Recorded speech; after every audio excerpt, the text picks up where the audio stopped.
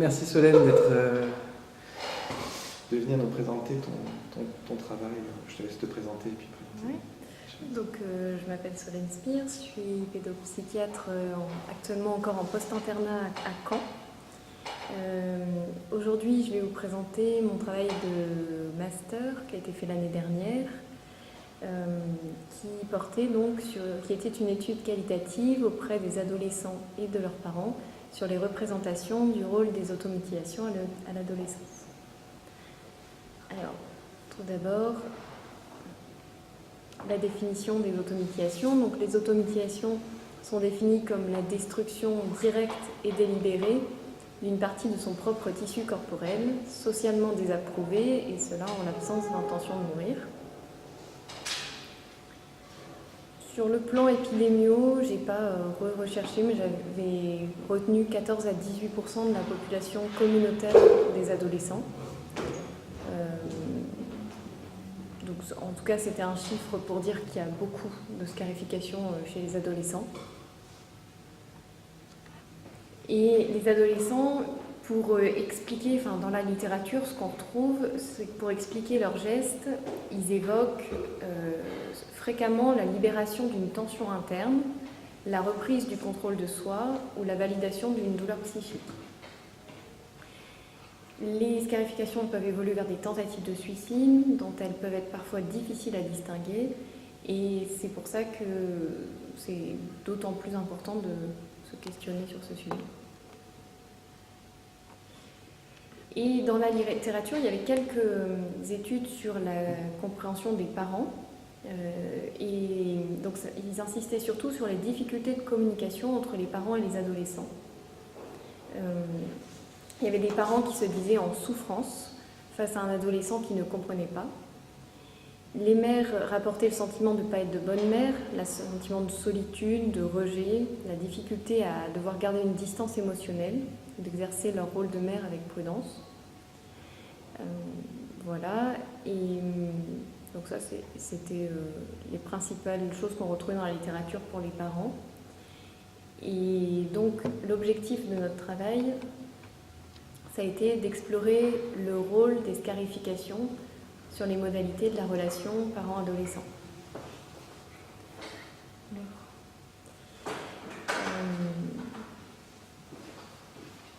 Donc l'objectif, c'était donc de mettre en perspective les discours des parents et des adolescents sur l'expérience des comportements automutilatoires. Donc pour ça, la méthode, ça a été donc de recruter des adolescents et leurs parents. Ça a été fait dans les services de psychiatrie de l'adolescent à Paris, donc ici à la Maison de Solène, et à Caen, dans le service de pédopsychiatrie. Les critères d'inclusion, il fallait avoir entre 12 et 18 ans et avoir présenté des comportements automutilatoires durant l'adolescence, qui étaient encore actifs ou non. Bien sûr, il fallait consentir à l'étude, participer à l'étude. Donc, il s'agissait d'entretiens semi-structurés. Les entretiens étaient faits, donc il y avait un entretien avec l'adolescent et un entretien avec soit la mère et le père, soit le père. Enfin, ça peut y avoir plusieurs entretiens pour les parents. C'est des entretiens indépendants qui a été fait à partir de 4-5 questions ouvertes. Pour les adolescents, étaient interrogées les raisons du passage à l'acte, l'attitude de leurs parents à la découverte des automutilations, leur représentation de ce que leurs parents vivaient. Et puis en miroir, pour les parents, on les invitait à donner leur vécu des automutilations de leur adolescent, leur compréhension de la situation, et puis les représentations de ce que vivait leur adolescent. Voilà, donc les entretiens duraient 1 heure, étaient enregistrés, retranscrits littéralement, anonymisés. C'était analysé avec l'IPA. Et donc, je passe directement aux résultats. Donc, les participants, on a pu inclure 12 adolescents. En fait, 9, parce qu'il y en a une qui n'a pas voulu participer, La 9e, pardon, n'a pas voulu participer, mais elle a autorisé à ce que son père puisse participer. Donc on a eu 11 témoignages d'adolescents, surtout des filles avec un seul garçon, entre 14 et 18 ans. Tous faisaient au moins des scarifications, avec parfois des grattages ou des coups. Il y en a une qui était particulière, elle faisait des scarifications des gencives uniquement. Dans les adolescentes, il y en avait 2 qui avaient été adoptées dans l'enfance, très tôt. Au niveau des couples parentaux, il y avait un petit peu toutes les situations, mariés, divorcés, séparés, mère décédée ou père décédé. Mais la plupart du temps, enfin en fait, je crois que j'ai compté, il n'y en a que 3, 1, 2, 3 où les parents étaient encore ensemble. Les fratries étaient diverses. Et au niveau des entretiens, donc parfois on a eu la mère, parfois on a eu la mère et le père dans des entretiens séparés, parfois que le père, et puis il y en a eu un entretien où les parents ont répondu ensemble. Donc on a analysé les thèmes et on les a répartis en 3 grands métathèmes. Donc le premier métathème, c'était les difficultés relationnelles entre parents et adolescents. Le deuxième, c'était le bouleversement émotionnel induit par la découverte des scarifications. Et le troisième métathème, c'était les tensions relationnelles induites par les scarifications. Détaillé. Alors, donc, les difficultés relationnelles entre les parents et les adolescents. La première chose qui ressort de beaucoup d'entretiens, c'est le sentiment d'un manque de communication. Du côté des parents, le sentiment de manque de communication, il est exprimé, il est vécu comme quelque chose de l'ordre de l'impuissance. Alors que du côté des adolescents, il est exprimé beaucoup plus sur un versant revendicateur, la volonté de ne pas communiquer. Donc les parents, par exemple, peuvent dire « c'est une enfant qui est très réservée, qui ne s'exprime pas. Quand elle s'exprime d'une manière intelligente, mais qui ne s'exprime pas spontanément comme ça. » Ou alors « elle n'a jamais laissé paraître de mal-être, elle n'a jamais dit, elle nous a jamais dit qu'elle n'allait pas bien, je crois. Et puis nous, on s'est rendu compte de rien non plus. » Alors, un autre, j'ai fait des extraits dans les extraits, peut-être pour l'oral. « On ne peut pas parler avec elle comme on veut, pouvait dire notre mère, ou alors pendant 1 an, elle a refusé tout contact avec moi, pouvait dire le père. » Et les ados, de leur côté, ils peuvent dire non, moi j'étais plutôt contente parce que j'avais pas vraiment envie, pour moi ça les regarde pas en fait, ce qui se passe au niveau des scarifications. Ou alors, ça va tant qu'on ne parle pas des choses, un peu tout ce que j'ai vécu, de mon mal-être, si on n'en parle pas, ça va. Parce que j'aime pas trop en parler avec ma famille. C'est parce que j'aime pas parler avec eux. Donc voilà, du côté des ados, c'est plutôt une volonté de pas être dans la communication avec les parents. Le deuxième élément de difficulté relationnelle, c'était le lien fragile qui existait entre les parents et les adolescents. Alors ce lien fragile, il était présent de plusieurs façons. D'une part, chez dans certaines familles, c'était le côté très fusionnel qu'on pouvait remarquer entre les mères et les filles. Par exemple, la mère 1 peut dire avec fille 1, on a toujours été très fusionnels. La mère 2, la seule chose c'est que ça me fait mal de savoir qu'elle se fait du mal. En fait, les mères, elles décrivaient qu'elles ressentaient une douleur physique quand leur fille se faisait du mal. C'était tellement fusionnel qu'elles vivaient la souffrance physiquement. La mère 3, je me sentais agressée moi-même, ça me faisait mal, vraiment mal. Moi, vous savez, j'ai essayé de me scarifier pour voir ce qu'elle pouvait ressentir. Elle se détruit, et par voie de conséquence, elle me détruit. Et la mère 4, mais ces crises, je les ai passées avec elle, les nuits que j'ai passées avec elle, dans son lit, à la rassurer, à la consoler, à attendre qu'elle s'endorme, mais c'est des centaines de nuits. Donc oui, on a vécu ces 2 années en osmose forte. Donc ça, voilà, quelque chose de très fusionnel entre les mères et les filles. Et puis, un autre marqueur d'un lien assez fragile entre les adolescents et les parents, c'était le sentiment d'abandon qui était plus relevé par les adolescents.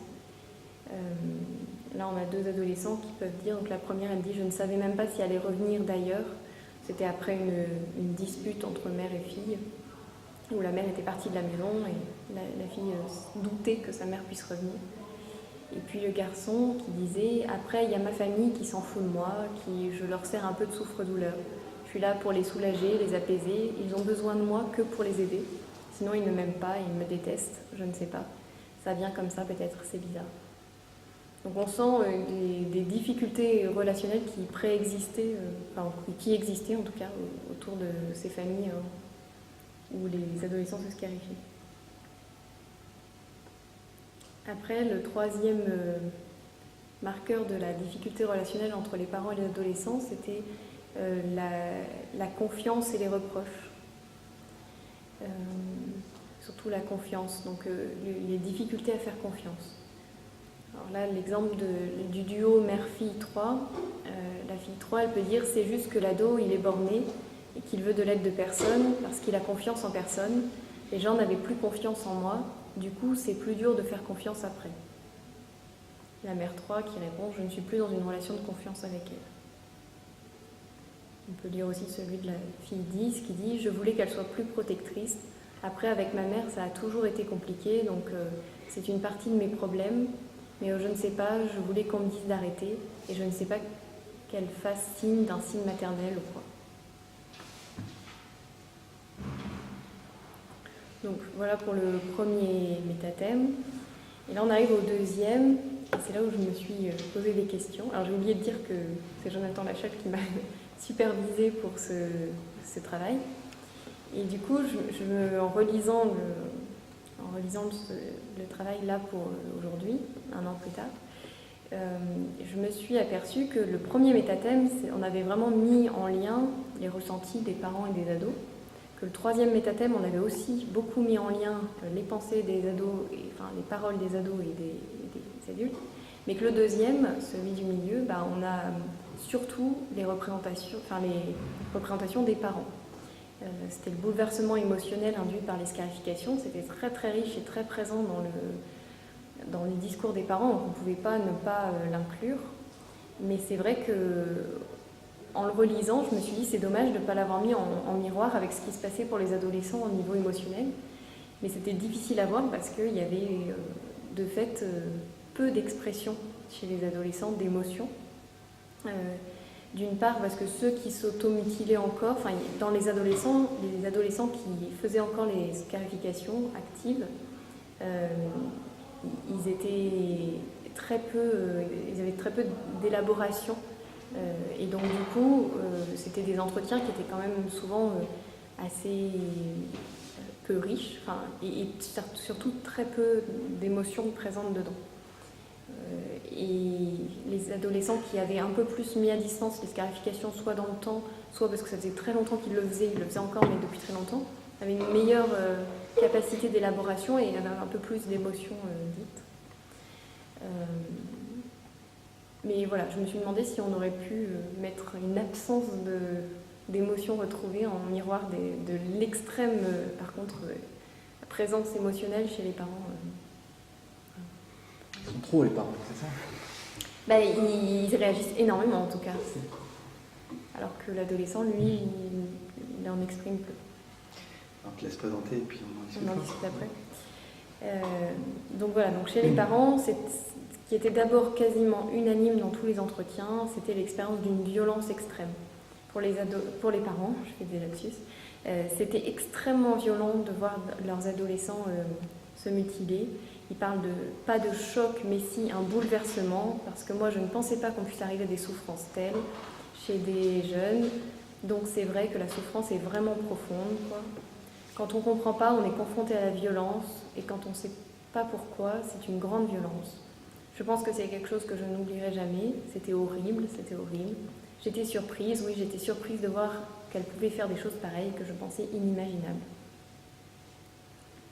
Donc voilà, ça c'était la première chose qui sautait aux yeux, c'est qu'ils avaient été choqués de cette expérience de voir leur adolescent se faire du mal à lui-même. Et puis ensuite venait, dans un autre thème, des ressentis de douleur. Des ressentis de douleur qui étaient un peu multiples et dans tous les sens. C'est-à-dire que ça allait de l'impuissance à la tristesse, à l'angoisse, à la culpabilité. Il y avait beaucoup de choses. Donc là, on a de ne pas avoir été capable de l'accompagner dans ses angoisses, plutôt la culpabilité. Pour moi, c'est un constat d'échec énorme, évidemment, avec un sentiment d'impuissance et de manque de solution. La mère 8, elle peut dire beaucoup de peine déjà, et une prise de conscience du réel mal-être de sa fille. La mère 1, ça évoque de la peur en fait, c'est sa peur, ma peur aussi, parce qu'en fait, jusqu'où va-t-on ? Voilà. Et puis la mère 2, elle pouvait dire, nous on s'est rendu compte de rien non plus, une culpabilité. Voilà, donc des ressentis de douleur, là encore, elle était en colère sur le... Alors, celui-là, je vais peut-être lire d'abord mère 10, donc vous voyez, c'est vraiment super désagréable. Enfin, c'est vraiment très dur pour moi. Elle me rejette vraiment comme si j'étais maltraitante, alors que j'ai toujours essayé d'être là pour elle. En même temps, elle cherche à être en lien avec moi, donc il y a une ambivalence. Donc là, une mère qui est un peu déboussolée aussi par ce qui se passe pour sa fille. Et alors, il y a une jeune fille, c'est celle fille qui avait perdu sa maman.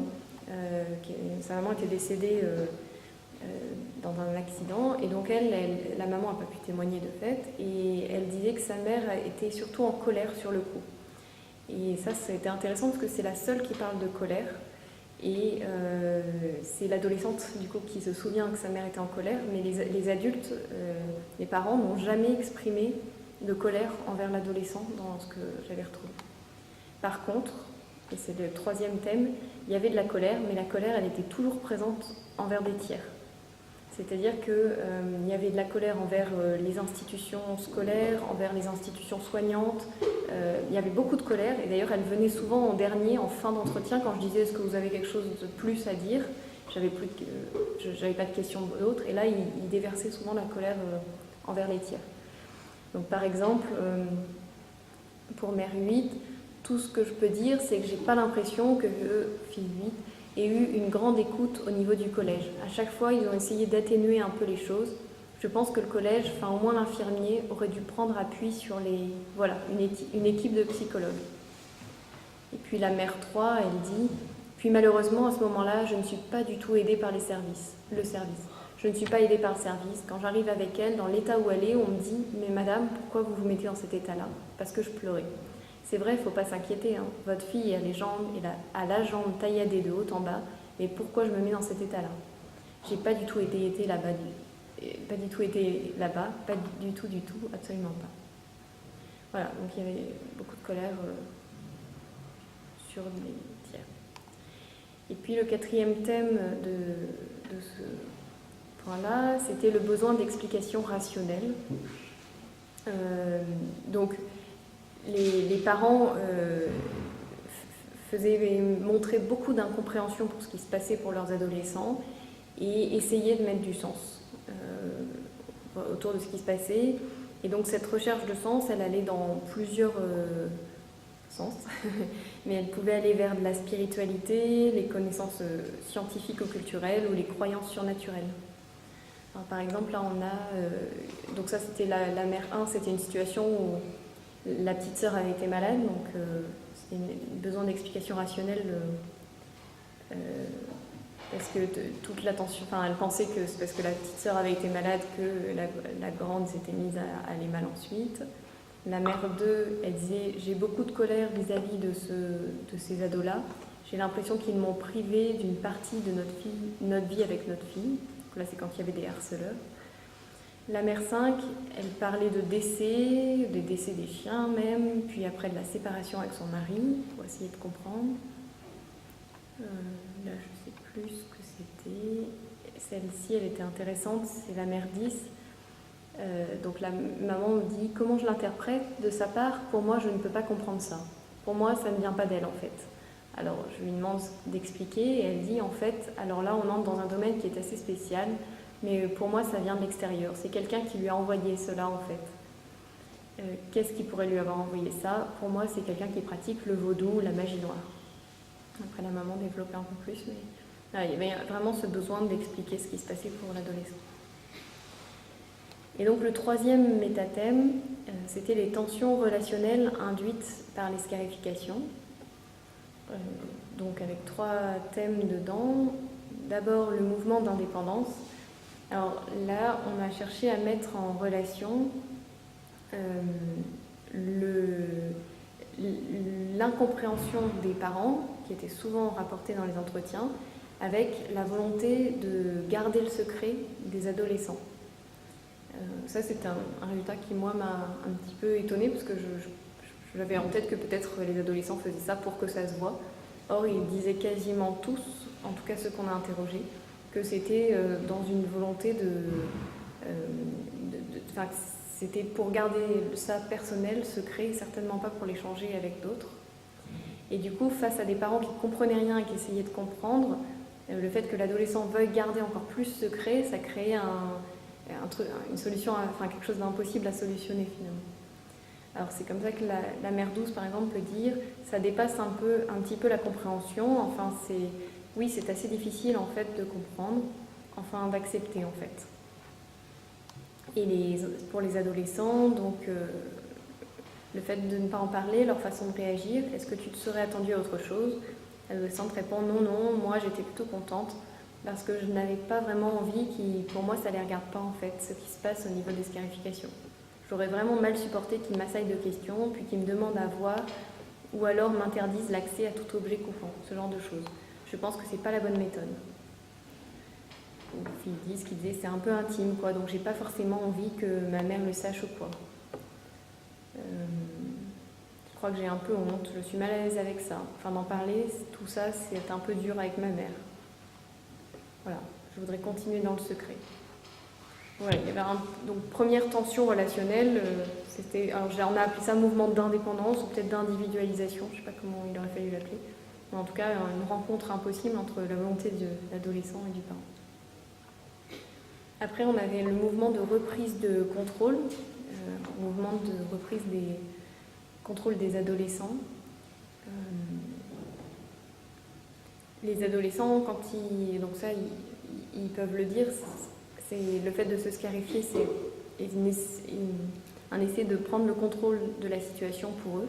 C'est aussi, certains peuvent le dire, une perte de contrôle. Il y en a une qui le dit là, tu penses que tu maîtrises tout, mais finalement tu maîtrises rien du tout. Parce qu'il y a un aspect addictif qui fait qu'ils perdent le contrôle de la situation. Mais en fait, c'était pris un peu... alors, on a mis ça en regard de l'impuissance des parents et de leur perte de contrôle de leur adolescent. Là, par exemple, la mère 11 a dit « J'ai toujours tout dirigé pour moi, mes enfants, on sortait, on faisait plein de choses, et du jour au lendemain, c'est comme un trou noir, il n'y a plus rien, quoi. On a une ado en face de nous, mais on ne connaît rien, enfin moi, je ne connais plus rien d'elle. » Voilà, donc parents qui se retrouvent un peu sans savoir quoi faire avec des adolescents qui reprennent un peu le contrôle de la situation, enfin, à leur manière en tout cas, qui essayent. Et puis le dernier thème des tensions relationnelles, c'était le thème de la protection. Protection des adolescents par leurs parents et la protection des parents par les adolescents. En fait, les adolescents, ils peuvent dire qu'ils veulent aussi garder le secret, qu'ils ne veulent pas en parler parce qu'ils veulent protéger leurs parents. J'appréhende un petit peu parce que je n'ai pas envie de le choquer ou de le blesser et que je veux un peu le protéger. Il y avait cette notion des adolescents de protéger les parents. Et en miroir, il y avait les parents pouvaient avoir la volonté de protéger leur adolescent, parfois en créant des extensions de l'hospitalisation chez eux, en fermant tout à clé, en mettant tout ce qui est coupant à distance, etc. Et donc ça faisait une sorte d'engrenage de qui protège l'autre le plus, qui contrôle aussi le plus la situation. Là, il y a des parents qui expliquent qu'on ferme nous aussi certaines pièces de la maison, les enfants n'ont plus accès à certaines pièces parce que voilà, ça peut être potentiellement dangereux pour leur fille. Voilà. Donc, au niveau de la discussion, donc Donc à travers l'analyse des données des 25 entretiens, notre étude proposait une exploration des modifications relationnelles parents-adolescents induites par les comportements automutilatoires de l'adolescent. Donc, à travers les résultats, il apparaît que le moment de la découverte par les parents des automutilations est le déclenchement de modifications profondes de la dynamique familiale. Donc après, je reprends un peu ce que je viens de dire. L'intensité du vécu des parents entraînait une répercussion sur les soins et sur la prise en charge de l'adolescent. L'impuissance et la perplexité des parents faisaient qu'ils étaient en difficulté pour comprendre leur adolescent, ils étaient culpabilisés, ils avaient peur de mal agir, et donc la communication s'aggravait. Il y avait une notion un peu de cercle vicieux en fait.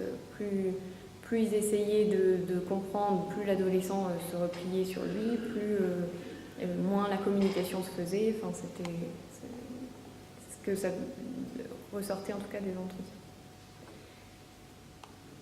Les parents décrivent alors une réorganisation profonde des interactions familiales et une course au contrôle qui peut s'installer dans une volonté de protection. Ce qui ressortait, alors là c'est plus dans un niveau... on se disait en lisant les entretiens qu'il y avait vraiment besoin d'un tiers pour venir casser cette dualité parents-adolescents. Donc si on veut élargir un peu aux conséquences cliniques que ça aurait pu entraîner, c'était nécessaire d'inclure les parents dans les prises en charge des adolescents. Je me suis posé la question de réaliser des groupes de parents à l'issue de ce travail, et en même temps ça n'a pas été fait parce que c'était trop compliqué à mettre en place en fait, de faire des groupes de parents partant d'un symptôme seulement, qui aurait été les scarifications. C'était pas simple, en tout cas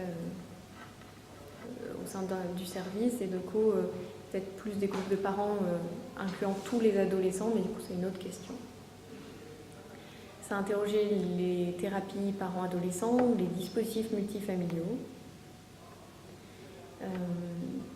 Et donc le travail se concentre sur l'accompagnement des modifications de la dynamique familiale et des modalités de communication autorisant l'adolescent à modifier ses comportements.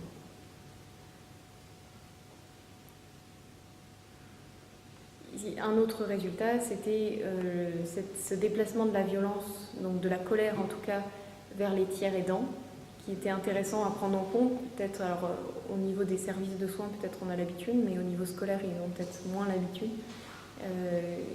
C'était intéressant de relever ça pour en faire quelque chose au niveau du travail clinique.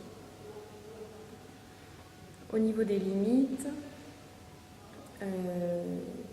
alors je ne sais pas si ça peut être discuté, j'ai mis que c'était le fait que j'avais fait tous les entretiens, je ne sais pas si c'est une limite en fait, ou c'est plutôt une limite. J'avoue que c'est la première fois qu'on... Oui, je ne sais pas si c'est... Je ne suis pas sûre que ce soit une limite en fait. Mais bon, ça a été fait, réfléchi en équipe. Et, c'est de toute façon, dans l'IPA, il faut que tu vises une certaine homogénéité dans tes participants et tout. En qualitatif, moi je vous apprends toujours d'aller justement faire varier votre échantillon, parce qu'on a tendance on a l'habitude de venir du quanti et apprendre à sectionner exactement les mêmes personnes, tu vois. En quali, il faut justement prendre des situations différentes. Mais avec les PA, on considère quand même qu'il faut une certaine homogénéité, c'est-à-dire que tu ne peux pas faire tout et n'importe quoi, sinon tu vas perdre, tu vas raconter que des banalités, tu vas perdre dans la profondeur de ce que tu as dit. Donc le fait que les entretiens aient été tous faits par le même chercheur, je pense que c'est plutôt quelque chose d'assez classique dans les PA, et que ça ne va pas être considéré comme une limite. Mais bon, c'est intéressant. La deuxième limite, mais ça c'était dans le cadre du master en fait, c'était un master normalement avec une notion transculturelle. Or, j'ai pas réussi à inclure de transculturel dans mon travail. J'ai essayé de mettre des situations de parents et d'adolescents qui venaient d'une situation migratoire, mais j'ai eu très peu déjà de contacts, et quand j'en ai eu, ils ont refusé de participer. Donc ça n'a pas pu se faire. Voilà. L'idée initiale était de comparer avec les situations non transculturelles et transculturelles, et puis ça n'a pas pu se faire. Donc ça c'est une limite dans le cadre du master, c'est pas une limite du travail en soi. Après, on peut remarquer qu'il y avait plus de filles qu'un seul garçon. Moi, j'avancerais l'idée qu'elles sont plus dans les soins que les garçons, peut-être qu'elles en pratiquent plus l'automédication que les... En tout cas, c'est plus dit, hein, c'est sûr. C'est plus dit que les filles se scarifient. Ça ne veut pas dire que les garçons ne se scarifient pas, mais ils le disent moins. Déjà. Et puis ensuite, effectivement, ils arrivent beaucoup moins aux soins pour ce symptôme. C'est sûr. Je ne sais pas si le rapport est de 1 pour 10, mais il est peut-être pas loin de 1 pour 10, effectivement. Voilà. Ok, ben merci. Merci beaucoup.